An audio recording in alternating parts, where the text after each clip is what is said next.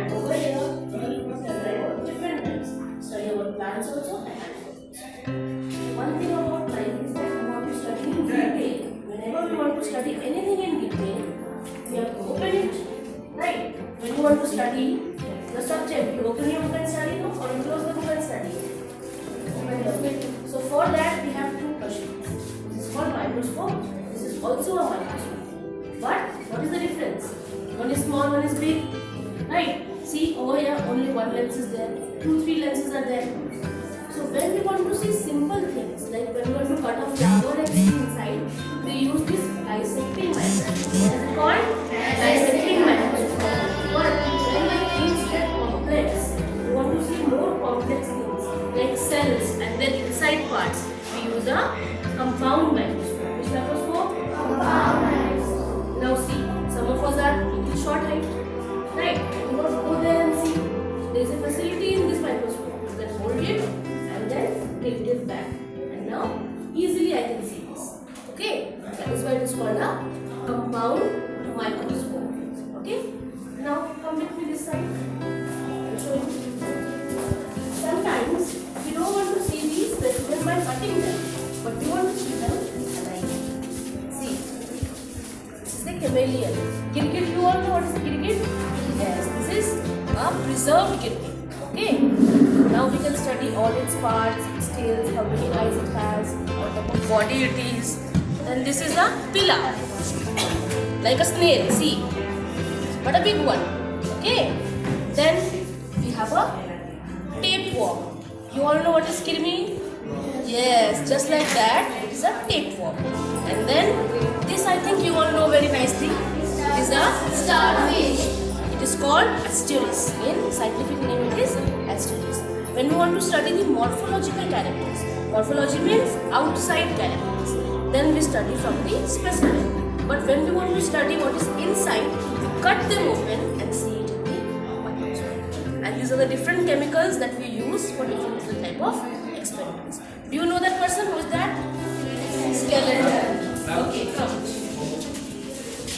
You must have studied different type of joints, right? Have you studied joints? Yes. And over here you can study the joints in detail. Ball and socket joint, hinge joint, pivot joint. Can anyone tell me where the ball and socket joint is there? Ball and socket joint. Somewhere you can move freely, like your arm. Full movement is there. That means ball and socket joint. In this you can study everything in detail. And we have different charts for different things. That is a food pyramid. Very good. Come. Let's go. Then this is photosynthesis. Do you know what is photosynthesis? Yes. Process by which green plants make their food. And see, this your seniors, students of class 6 have done. They have done this life cycle of different animals showing a food chain. There is a plant. The plant will be eaten by the grasshopper. Then the grasshopper will be eaten by a frog. The frog will be eaten by a snake. Snake will be eaten by a eagle. And when the eagle dies, it will be eaten by the microorganisms in the soil. Okay? Let's go. Then, see, this is the almirah in which we keep different type of things. We have different glassware. We have different microscopes and all the other essential materials for the volcano. This is food pyramid. This one is yes, soil profile. This one I want to show you. See, this is the inside part of a cell. What is there inside the cell? This is the cell wall is there. Then what is this written? Golgi body, mitochondria, vacuole.